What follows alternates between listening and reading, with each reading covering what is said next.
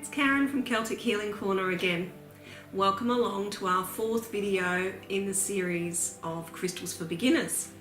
If you've been watching from the beginning, or if you've gone back and looked at our earlier videos, you would already know what crystals are, how they work, and the sorts of things that you can use them for.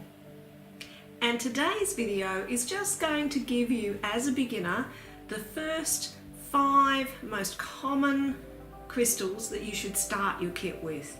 Now obviously from the previous videos I've told you go with what you're drawn to, so this really isn't prescriptive, but I'm assuming that you don't know much, if anything, about crystals, so I'm going to share with you probably the 5 most common that will be really easy to find, really easy to identify, and probably the most useful in terms of their healing properties and the different uses for them. So by all means, if these don't float your boat, don't worry, still go with what your intuition tells you, but as a starting point, I wanted to share these with you. So the first one we're going to talk about is clear quartz, and you can see I've got a range of types of clear quartz here in terms of the structure and the shape. They're all the same components, they're made of silica, and the human body actually is made of liquid silica, and we need it to maintain the human energy field. So it's hardly surprising that clear quartz then is the master healer. It resonates with us on a very, very high frequency and a high vibration. So we can actually use it on all our chakras. We can use it for a whole range of ailments and a whole range of purposes. It is the universal amplifier. It will amplify anything around it, so any other crystals that you want to give that boost to, put some clear quartz with it.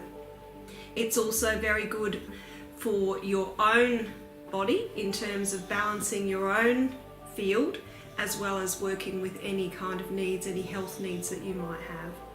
So really useful stone, can be used for a lot of things.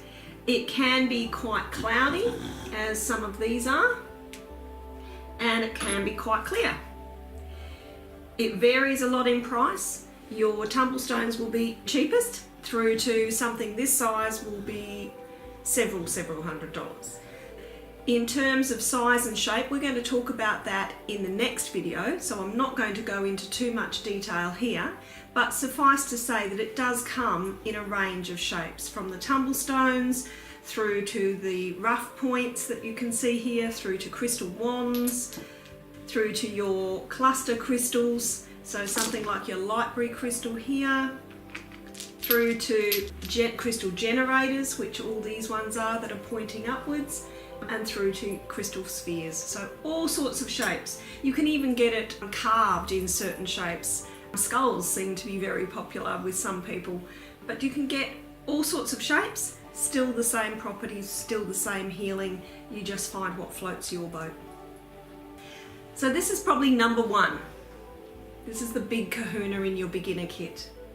The next one would be citrine. And again, you can get citrine in all sorts of shapes and sizes, but the ones I've got here are some tumbles, some small crystal points, some larger crystal points, just rough, and a crystal wand. So citrine is, surprisingly, a type of quartz. The colour of it comes because it's been heated by Mother Nature, and the heating can change the colour through from a very, very pale colour through to a very dark colour. So it normally starts as amethyst or smoky quartz, and with the heating that happens in Mother Nature, the colour changes. So it can be a very light pale champagne-y colour, through to quite a vibrant yellow, or through to what they call Madeira, and Madeira is a very, very dark, like the tip of this one, very, very dark kind of iced tea kind of colour. And the properties that citrine is used for is very much about attracting abundance. It might be abundance in your life in all sorts of ways. Primarily people think of finance, that they want to increase their finances, but it's any kind of abundance. So it might be bringing more abundant joy into your life, or it might be bringing that job in that you really are wanting to find. So all about abundance, prosperity, It can be a real mood changer. It can lift your mood. It can also help creativity. But primarily it's used in manifestation to create abundance in some way or increase something in your life. The next stone along, number 3 in your toolkit, would be rose quartz. And it comes in a rough kind of variation.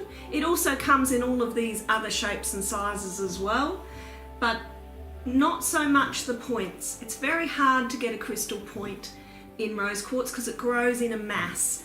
It's not impossible, but it's quite difficult. And generally the ones you get are not naturally forming points, they've been carved. So most likely you're going to find it more growing in a mass rather than a point. And obviously we've got some tumble stones there. And a lot of people would be familiar with rose quartz. It's well known. We've talked about it in the previous videos about resonating with Venus, that it's very much about love, compassion, about connection. It's very calming, very bonding in relationships. It could be, you know, with your children, it could be with your life partner, it could just be through friendships or family relationships, any kind of relationships really. And number 4 is green aventurine. And green aventurine again is a type of quartz. Surprise, surprise. And it grows in masses also like the rose quartz. So again, very difficult to find a point. Not impossible, but not the usual way you would see it. You would see it more growing in a mass. It does come in different colours. So we've got green here, and that's the one I'm recommending for you because the different colours do, although they're all aventurine, they do have slightly different resonating frequencies. And so the one I'm recommending is the green one to start off with. But be aware it can come in very pale green through to very dark green. So quite a stark contrast, but still green aventurine. It also comes in completely different colours such as orange, brown, yellow, blue or grey. But the green aventurine increases vitality, health, growth, confidence. It builds friendships, finances. A very good basic healing stone because it works with lots of different ailments. So very multifaceted, I guess, in terms of what you can use it for. And number 5 in your toolkit today is amethyst. And amethyst does grow in points, so you're more likely to find it in points or even clusters like this. It can also come in geodes. I don't actually have an amethyst geode here to show you, but this is a geode, and when it breaks open the crystals are inside.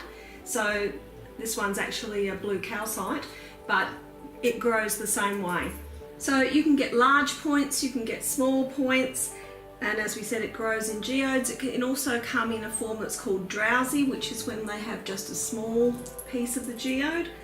And amethyst is very good in terms of protection. It's a very good protective stone.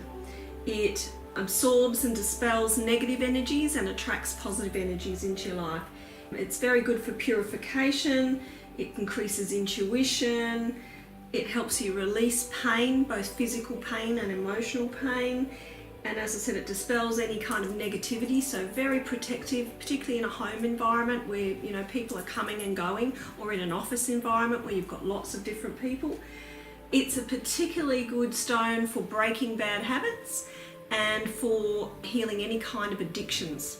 And it doesn't have to be in terms of hard drugs, it could be that chocolate addiction that you've got. Very, very useful stone for, again, a whole range of things. So that's a little bit of information about the 5 most common ones, the 5 that probably I would suggest you start your toolkit with if you don't have any other ideas. But again, go back to that very first video and the theme that's gone through all of them so far. Trust your own instincts. Look for the stone that you're drawn to. And trust that you know, your body knows, your vibrational field knows which stone is the one that needs to come into your life. Thank you for joining me. Stay tuned to the next video where we're finally going to get to choose our stones. How do you decide which one to get? See you next time.